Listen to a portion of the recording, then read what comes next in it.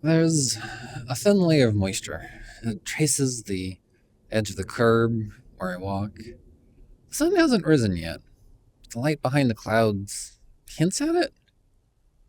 I shift my pace slightly to avoid a slick spot. My balance adjusts cleanly. No tension, just a move towards stability. I noticed that the movement felt practice, though. It didn't feel like force. That's what strength without grip looks like.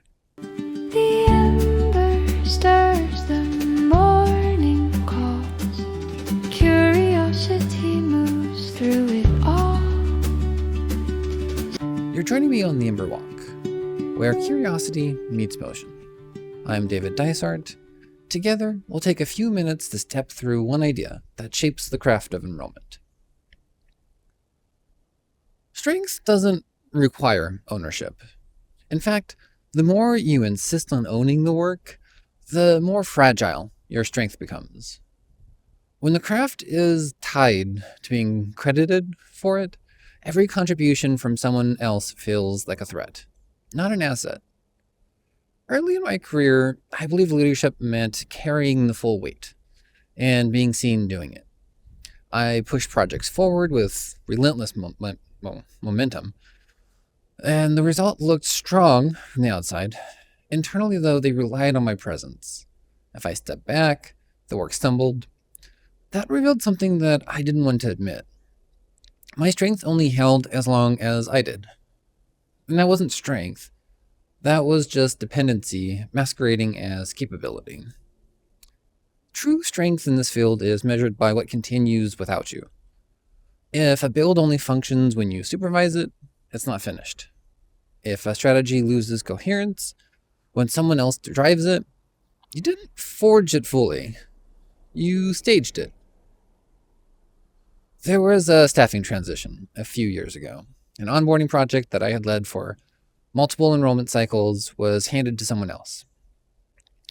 I told myself I was comfortable stepping back, but the first time they executed the process differently, I found myself wanting to intervene.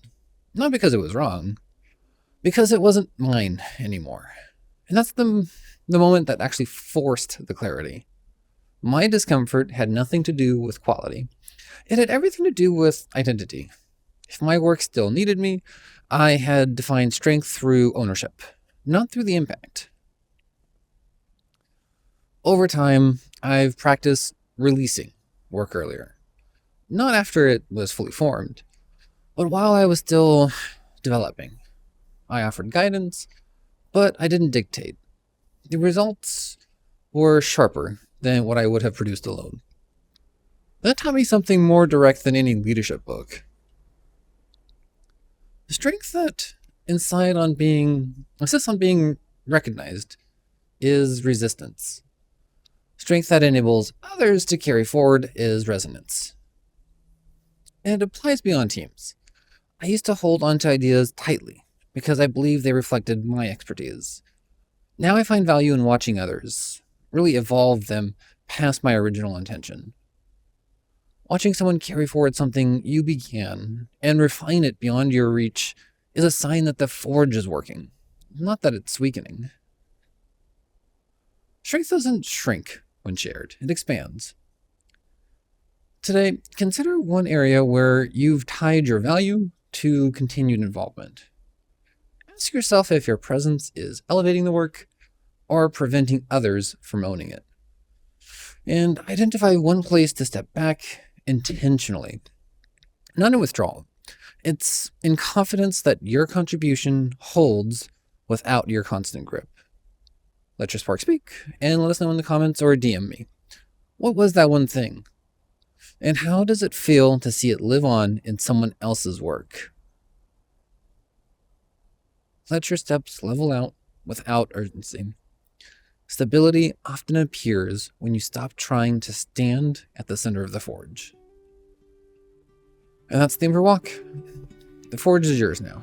Go make something worth the heat. Step by step, the spark will talk. This is the